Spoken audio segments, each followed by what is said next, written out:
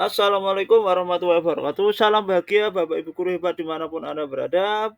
Saya di sini akan menyampaikan jurnal refleksi modul 2.1 tentang pembelajaran berdiferensiasi. Dengan pengajar praktek Bapak Samsu Ahmad Nur dan Ibu Salizane itu Zaidah selalu pengajar praktek. Saya Onur Walid CGP Angkatan 10 dari SMP Negeri 1 Rawasari. Jurnal Dwi Mungkin ini saya tulis untuk menggambarkan refleksi saya telah mempelajari modul 2.1. Saya akan menuliskan semua pengalaman saya dan semua yang saya rasakan selama mempelajari modul 2.1 ini dalam artikel ini dengan model refleksi 4P atau 4F yang diprakarsa oleh Dr. Roger Greenaway, yaitu yang pertama adalah peristiwa atau fact. Setelah berakhirnya pembelajaran pada paket modul 1 1.1 sampai modul 1.4, kami calon guru penggerak angkatan 10 segera memulai pembelajaran modul 2.1. Pembelajaran pada modul 2.1 diawali dengan tes awal pretest paket modul 2, yakni Kamis tanggal 6 Juni 2024 pada LMS Learning Management System. Kegiatan demikian telah dilewati dengan baik lancar, baik secara sinkronus maupun asinkronus. Pada hari Jumat 7 Juni 2024, calon guru penggerak dilibatkan dalam forum diskusi eksplorasi konsep yang kemudian diminta mengunggah tugas eksplorasi konsep di LMS berupa kesimpulan dalam bentuk diagram flyer. Pada Senin tanggal 10 Juni 2024, kami melaksanakan kegiatan sinkronasi di ruang kolaborasi bersama fasilitator kami, Bapak Samsu Ahmad Nur dan rekan calon guru penggerak angkatan 10. Tugasnya adalah mengamati dan analisa skenario pembelajaran dan mengimplementasikan pembelajaran berdiferensiasi. Setelah itu semua bersama kelompok membuat bahan presentasi untuk kegiatan. Pada Selasa 11 Juni kami melaksanakan kegiatan presentasi di ruang kolaborasi bersama fasilitator kami, Bapak Samsu Ahmad Nur dan rekan calon guru penggerak angkatan 10. Tugasnya adalah mempresentasikan tugas kelompok ruang kolaborasi skenario pembelajaran dalam mengimplementasikan pembelajaran berdiferensiasi. Tugas kami masih berlanjut di kegiatan demonstrasi kontekstual, yakni membuat rencana pembelajaran berdiferensiasi dan mengunggahnya ke dalam LMS. Tanya itu, tugas lainnya adalah memberikan kritik saran tanggapan terkait RPP berdiferensiasi yang dibuat oleh rekan CGP lainnya.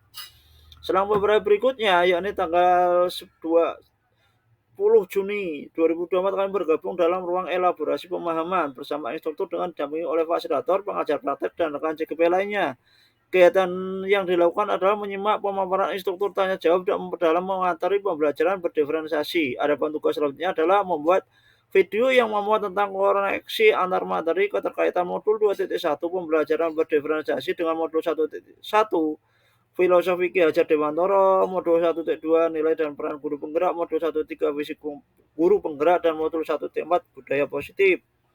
Kegiatan modul 2.1 diakhiri dengan kegiatan aksi nyata, yang mana kegiatan tersebut diupload di YouTube dan diunggah pada LMS. Nomor 2, perasaan atau feeling. Perasaan selama mempelajari modul 2.1 tentang memenuhi kebutuhan belajar murid melalui pembelajaran berdiferensiasi, lebih paham bahwa perbedaan setiap murid dapat diselesaikan dengan pembelajaran diferensiasi. Jadi setiap murid akan tetap belajar sesuai porsinya masing-masing tanpa adanya tekanan dan paksaan dalam pemahaman materi yang sulit versi murid. Melalui pembelajaran berdiferensiasi ini, kami calon guru penggerak mendapatkan pencerahan dan penguatan dalam menentukan metode yang berbeda pada setiap murid di kelas kami. Dan untuk kedepannya masih akan terus belajar dan penerapan pembelajaran berdiferensiasi dapat terlaksana dengan maksimal. Yang ketiga adalah feeling. Pembelajaran berharga yang diperoleh dari pembelajaran di modul 2.1, yakni pembelajaran berdiferensiasi. Banyak hal baru sebagai modal penting untuk menggali, meningkatkan minat bakat dan potensi anak didik di kelas. Berikut beberapa hal mendasar yang penting dalam pembelajaran berdiferensiasi. Pembelajaran berdiferensiasi rangkaian keputusan anak masuk akal yang dilakukan oleh guru yang berorientasi pada kebutuhan belajar murid. Kebutuhan masuk akal ini berlandaskan pada tujuan pembelajaran yang didefinisikan secara jelas. Guru harus mampu merespon kebutuhan belajar murid dengan menerapkan strategi pembelajaran berdiferensiasi, yakni diferensiasi konten, proses, dan produk.